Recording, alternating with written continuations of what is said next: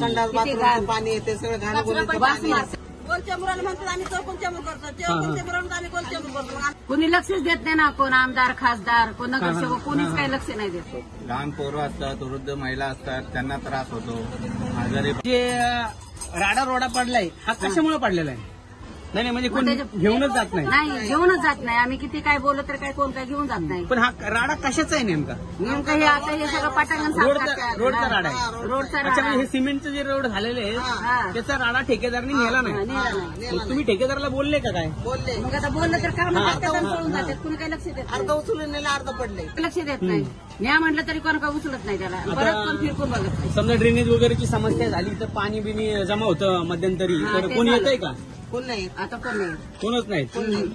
म्हणजे मतदान देताय तुम्ही हा पण मतदान घेणारे तुम्हाला मदत करायला कोणी येत नाही. कोणी येत नाही. या ना ताई तुम्ही या की इकडे. इथं सगळं पाणी साचतंय. पाऊस पडला तर कुठलं पाणी आलं तर सगळं साचतंय. लोक पोरांना यायला जायला त्रास होतो. ते पाणी सगळं अंगावर होते. संडास बाथरूमचं पाणी येते सगळं घाण बोलत वास मारतंय. मच्छर किती येतात. फुटलेले पाणी इथं साचतंय.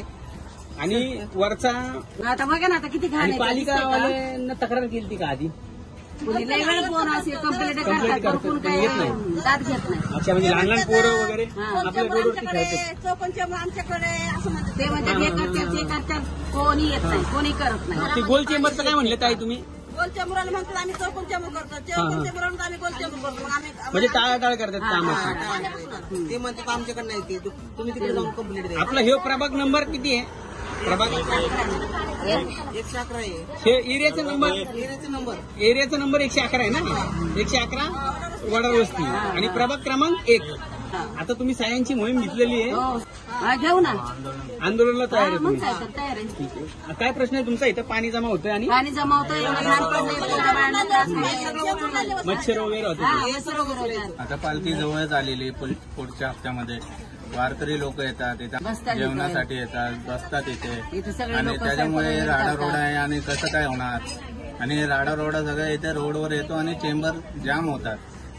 त्याच्यामुळे माझी विनंती आहे चेंबर जाम झाले तर स्वच्छ करायला तुम्हाला त्यांना बोलावंच लागतं का? ते स्वतःहून नाही येत. सगळे नाही स्वतः येऊन. आणि बोलवले तरी येतात का नाही? हे लागतं.